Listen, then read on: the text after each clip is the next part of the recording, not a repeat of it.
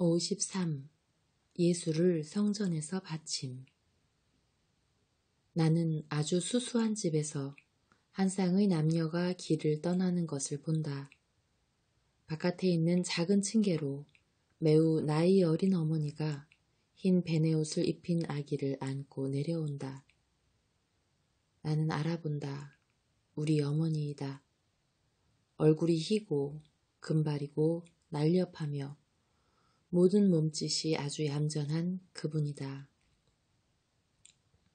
마리아는 흰옷을 입었고 그 위에 엷은 하늘색 겉옷으로 몸을 감쌌다. 머리에 흰 베일을 쓰고 아기를 매우 조심해서 안고 있다. 층계 밑에서는 요셉이 회색 나귀 곁에서 기다리고 있다.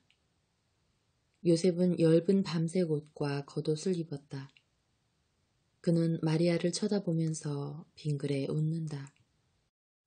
마리아가 나귀 가까이 오자 요셉은 고삐를 왼손으로 옮겨잡고 마리아를 안장에 더 잘 자리 잡게 하느라고 조용히 자고 있는 아기를 잠시 받아 안는다. 그런 다음 예수를 마리아에게 돌려주고 길을 떠난다.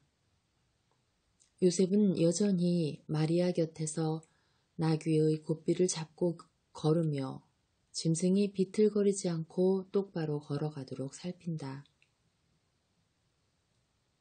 마리아는 예수를 품에 안고 추위가 아기에게 해를 끼칠까봐 두려워서 그 위로 겉옷 한 자락을 덮어준다.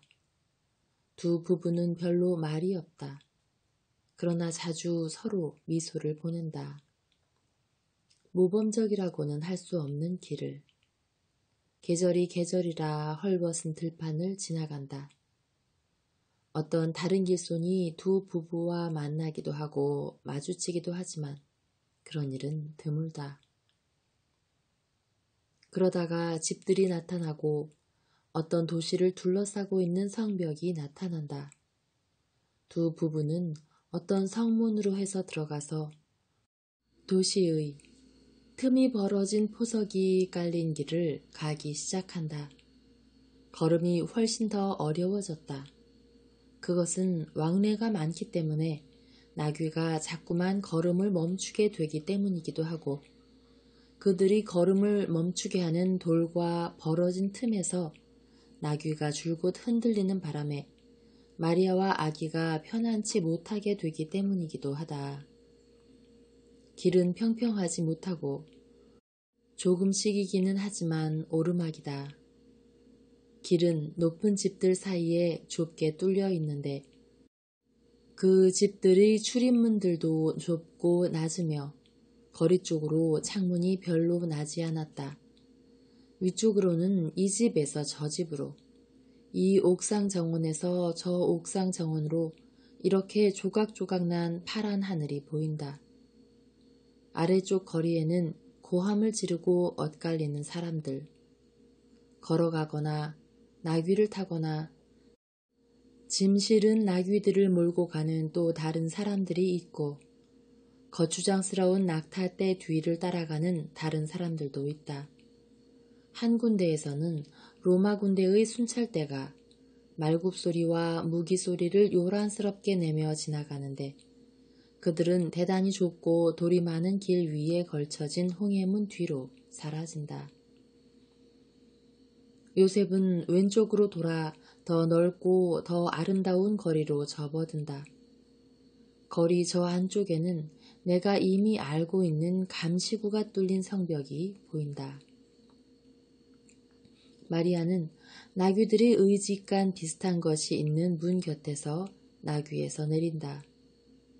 의직간이라고 말하는 것은 헛간 또는 그보다도 지붕이 있는 의직간의 일종으로 밀집이 깔려있는 네 발 가진 짐승들을 매놓기 위한 골이 달린 말뚝들이 있기 때문이다. 요셉은 달려온 총각에게 여물을 좀 사오라고 약간의 돈을 주고 나귀에게 주려고 한 구석에 있는 불완전한 우물에서 물 한 동이를 깃는다. 그런 다음 마리아에게로 다시 와서 두 사람은 성전 구내로 들어간다. 그들은 우선 이 다음에 예수께서 세기에 매질하신 그 사람들이 있는 회랑 쪽으로 간다. 그 사람들은 맷비둘기와 어린 양들을 파는 사람들과 환전상들이다. 요셉은 큰 비둘기 2마리를 산다. 돈은 바꾸지 않는다. 그가 필요한 것을 벌써 가지고 있다는 것을 알 수 있다.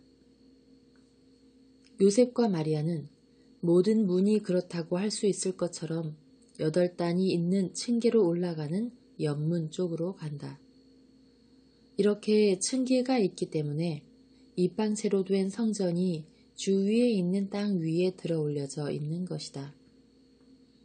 이 문 안에는 커다란 홀이 있는데 어떻게 생겼는지 짐작하게 하기 위하여 우리네 도시의 집 큰 대문 안에 있는 홀과 같은데 더 넓고 장식이 더 잘 되어 있다고 말하겠다. 거기에 좌우에 제단 같은 것, 즉 장방형으로 쌓아 올린 것이 둘 있다. 나는 처음에는 그것이 무엇에 소용되는 것인지를 몰랐다. 몇 센티미터쯤 올린 바깥쪽 전보다 안쪽이 더 낮은 것으로 보아 얕은 수반 같았다. 요셉이 불렀는지 모르겠는데 사제 한 사람이 달려온다. 마리아가 가엾은 2마리 비둘기를 바친다. 그들의 운명을 깨닫는 나는 눈을 딴 데로 돌린다. 나는 매우 육중한 큰 대문과 천장과 홀의 장식을 살펴본다. 그렇지만 사제가 마리아에게 물을 뿌리는 것을 슬그머니 본 것 같다. 마리아의 옷에 얼룩이 지지 않는 것을 보면 그것은 틀림없이 물일 것이다. 그런 다음 비둘기와 동시에 돈을 조금 사제에게 주었던 이 말을 하는 것을 잊었었다. 돈을 사제에게 주었던 마리아가 요셉과 함께 사제를 따라 엄밀한 의미의 성전으로 들어간다. 나는 사방을 둘러본다. 대단히 장식을 많이 한 곳이다. 종려의 가지들과 장식들과 함께 전사의 머리들을 조각한 것이 기둥과 벽과 천장에 쭉 달려있다. 햇빛은 물론 유리는 없고 벽에 비스듬히 설치한 길고 이상하며 좁은 창문으로 들어온다. 비스듬히 설치한 것은 소나기가 들이치는 것을 막기 위해서인 것으로 생각한다. 마리아는 어떤 장소에까지 들어가서는 발을 멈춘다. 마리아에게서 몇 미터 거리에는 또 다른 단이 몇 개 있고 그 위에는 일종의 제단이 또 있고 그 너머로 또 다른 구조물이 있다. 나는 성전 안에 들어와 있는 것으로 생각했었는데 오히려 엄밀한 의미의 성전, 즉 거룩한 곳, 또 그 너머로는 사제 이외에는 아무도 들어가지 못하게 되어 있는 것 같은 곳이 있는데 성전을 둘러싸고 있는 건물들 안에 있는 것임을 알아차린다. 그러니까 내가 성전이라고 생각한 것은 성막이 들어있는 성전을 세 쪽에서 둘러싸고 있는 담으로 막은 현관에 지나지 않는다. 내 생각을 썩 잘 설명하였는지는 모르겠다. 그러나 나는 건축가도 기사도 아니다. 마리아는 아기를 바친다. 아기는 그 순진한 작은 눈을 두리번거리며 난지 며칠밖에 안 되는 어린아이들과 같은 놀란 시선으로 사제를 본다. 사제는 아기를 2팔로 받아서 계단 위에 있는 일종의 제단을 향해 서서 성전 쪽으로 얼굴을 돌리고 팔을 펴서 아기를 쳐든다. 의식이 끝났다. 아기는 어머니에게 다시 돌아오고 사제는 물러간다. 바라보고 있는 사람들, 구경꾼들이 있다. 그들 가운데에서 지팡이를 짚고 힘들게 걷는 등이 굽은 작은 노인이 나타난다. 대단히 나이가 많은 것 같다. 80이 넘은 것 같다. 그 노인은 마리아에게 가까이 가서 아기를 잠시 자기에게 달라고 청한다. 마리아는 미소 지으며 그의 청을 들어준다. 노인은 시므온이다. 나는 항상 그가 사제 계급에 속해 있은 것으로 믿었었는데 반대로 적어도 그의 옷을 보고 판단하자면 평신도이다. 시므온은 아기를 안고 입맞춘다. 예수는 갓난아기들이 가지는 것 같은 불확실한 표정으로 노인에게 미소 짓는다. 작은 노인이 동시에 울기도 하고 웃기도 하며 눈물이 주름 사이로 스며들면서 그의 얼굴에 구슬로 장식한 것 같은 무늬를 놓으며 예수가 손을 내밀어 붙잡으려고 하는 길고 흰 수염에 떨어지기 때문에 예수는 노인을 신기한 듯이 살펴보는 것 같다. 아기는 예수이다. 그러나 여전히 어린 아기이다. 그래서 그의 앞에서 움직이는 것은 그의 주의를 끌고 물건을 붙잡아서 무엇이든지 더 잘 보고자 하는 부질없는 생각을 일으킨다. 마리아와 요셉은 빙그레 웃는다. 그리고 거기 있으면서 아기가 아름답다고 칭찬하는 사람들도 미소를 짓는다. 나는 거룩한 노인의 말을 듣고 요셉의 놀란 시선과 마리아의 충격, 그리고 거기 있는 작은 집단의 사람들의 반응을 본다.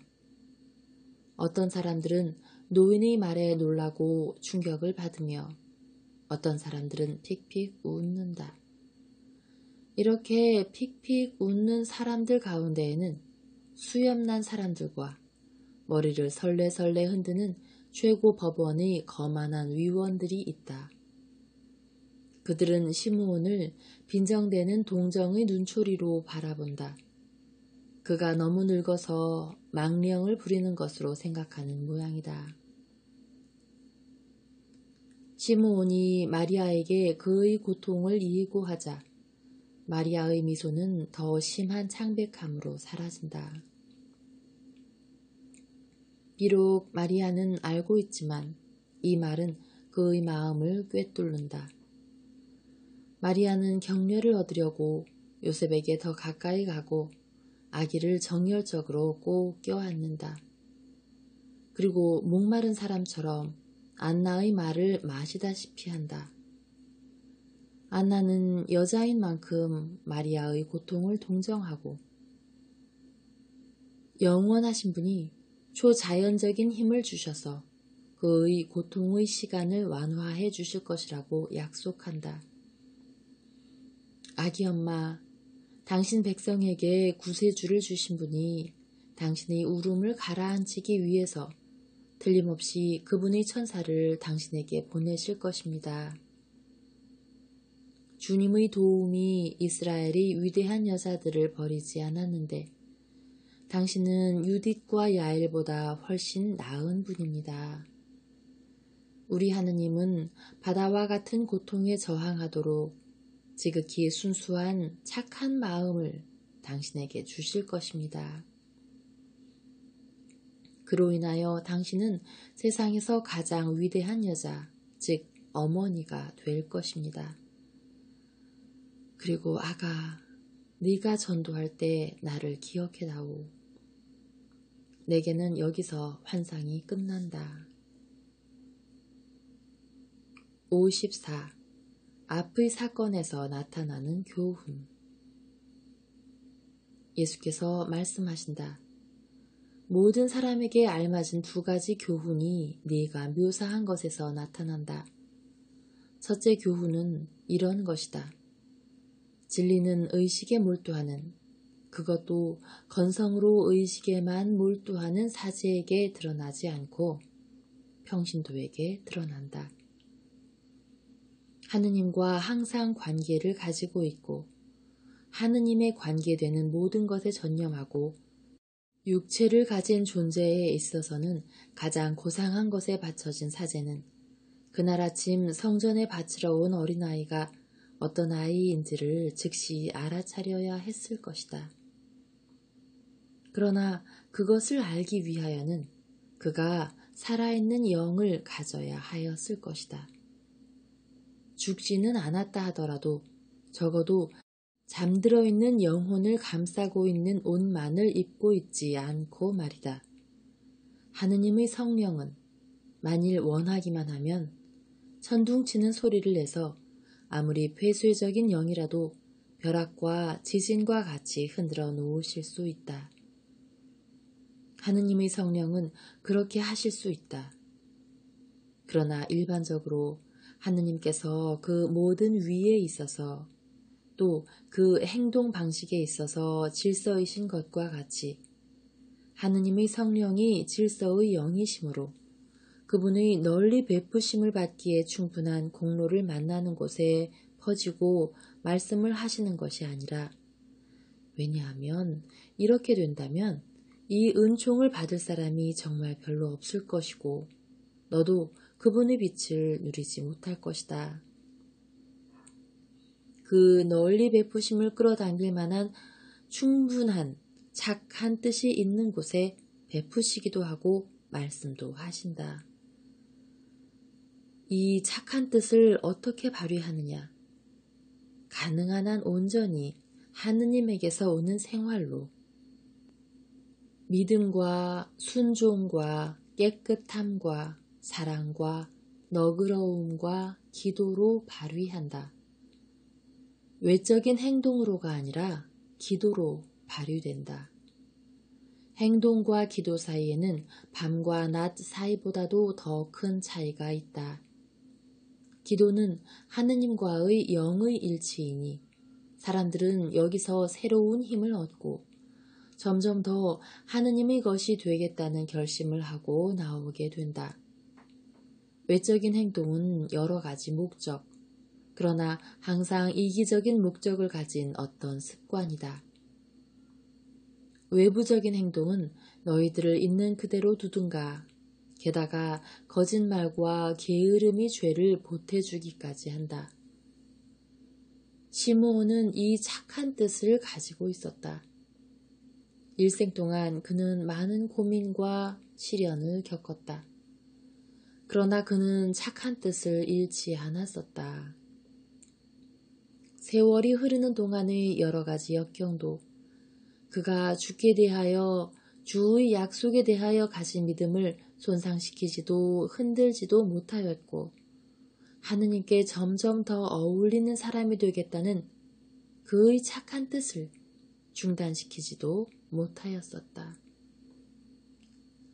그리고 하느님께서는 당신의 충실한 종이 나의 고난 후 성천 때에 열린 하늘에서 빛나는 하느님의 태양을 다시 보게 될 때까지 당신 성령의 빛을 그에게 보내시고 그를 성전 쪽으로 인도하시어 세상에 온 빛 자체를 보게 하셨다. 성령의 인도를 받아라고 복음서는 말한다. 아, 사람들이 성령께서 얼마나 완전한 벗이신지 알았으면 얼마나 좋겠느냐. 어떤 인도자이시고 어떤 스승이신지를, 지극히 거룩하신 삼위일체의 그 사랑을, 그 빛 중의 빛, 그 불의 불, 그 지능, 그 지혜를 사랑하고 그분에게 구원을 빈다면 얼마나 좋겠느냐. 알 필요가 있는 것을 그들이 얼마나 더 잘 배우게 되겠느냐. 마리아야, 보아라. 내 자녀들아, 보아라. 시므온은 빛을 보기 전에, 하느님의 약속이 채워진 것을 알기 전에 오랜 일생 동안을 기다렸다. 그러나 그는 절대로 의심하지 않았다. 그는 희망과 기도에 꾸준하는 것은 쓸데없는 일이다 하고 생각한 적은 한 번도 없었다. 그는 꾸준하였다. 그래서 사제와 오만하고 눈먼 최고 법원의 위원들이 보지 못하는 것을, 그에게 따뜻한 체온과 미소를 주는 그 어린 아기의 몸에서 하느님의 아들 메시아 구세주를 보는 은혜를 받았다. 그는 아기인 나의 입술을 통하여 그의 정직하고 경건한 일생에 대한 첫 번째 보상인 하느님의 미소를 받았다. 둘째 교훈은 안나의 말이다. 역시 예언자인 안나도 갓난아기인 나를 메시아로 알아본다. 그런데 이것은 그가 예언의 은혜를 가졌으므로 그에게는 자연스러운 일이다. 그러나 안나가 믿음과 사랑에 이끌려 내 어머니에게 말하는 것을 너도 듣고 너희들 내 자녀들도 들어라. 그것을 가지고 이 암흑의 때에 이 빛의 축일에 떨고 있는 너희들의 정신을 위한 빛으로 삼아라.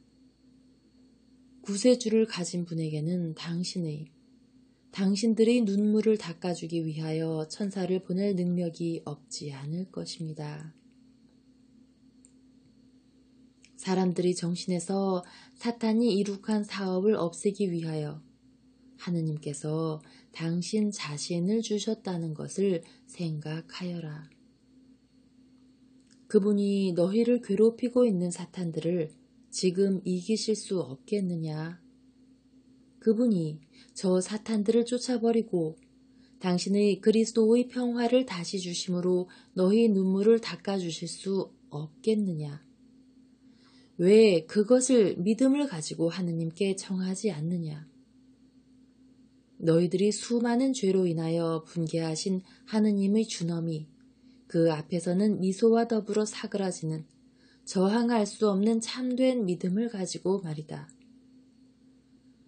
그렇게 되면 용서가 그 결과인 도움과 너희들이 스스로 원한 피의 홍수에 잠긴 이 땅 위에 꽂히는 무지개인 축복을 가지고 오는 그런 참된 믿음을 가지고 말이다. 곰곰이 생각들 하여라. 아버지께서는 홍수로 사람들을 벌하신 다음 당신 자신과 족장 노아에겐 이렇게 말씀하신다. 사람은 어려서부터 악한 마음을 품게 마련. 다시는 사람 때문에 땅을 저주하지 않으리라. 다시는 모든 짐승을 없애버리지 않으리라. 그리고 당신의 약속을 지키셨다. 그러나 너희들은 이번에 우리가 살아나면 당신이 우리를 구해주시면 다시는 절대로 전쟁을 하지 않겠습니다. 다시는 절대로 하는 말을 너희들 자신과 하느님께 얼마나 많이 하였으며 그리고 나서 여전히 오히려 더 무서운 전쟁을 하지 않았느냐. 거짓말쟁이들아. 그리고 주를 존경하지 않고 너희들의 약속을 지키지 않는 자들아. 얼마나 많이 그랬느냐 말이다. 그런데도 하느님께서는 신자 대중이 저항할 수 없는 믿음과 사랑을 가지고 부르면 또 한 번 너희를 도와주실 것이다. 하느님의 준엄을 아주 강렬하게 존속시키는 사람들이 무리와 대등하기에는 너무나 수효가 적은 너희들 모두. 그래도 너희들은 머리 위에 매달려서 시시각각으로 더 커지는 현시대의 무서운 위협에도 불구하고 하느님께 계속 충성스러워라. 너희들이 극도의 불안을 하느님 앞에 갖다 놓아라. 하느님께서는 구세주를 세상에 보내신 것과 같이 당신의 천사를 너희들에게 보내실 수 있을 것이다. 두려워하지 말고 십자가와 일치하여 있어라. 십자가는 항상 마귀의 계략을 이겼다. 다른 방법으로는 잡을 수 없는 마음들을 사람들의 사나움과 생활의 우울함으로 절망, 즉 하느님과의 분리로 기울어지게 하려고 애쓰는 마귀의 계략을 말이다.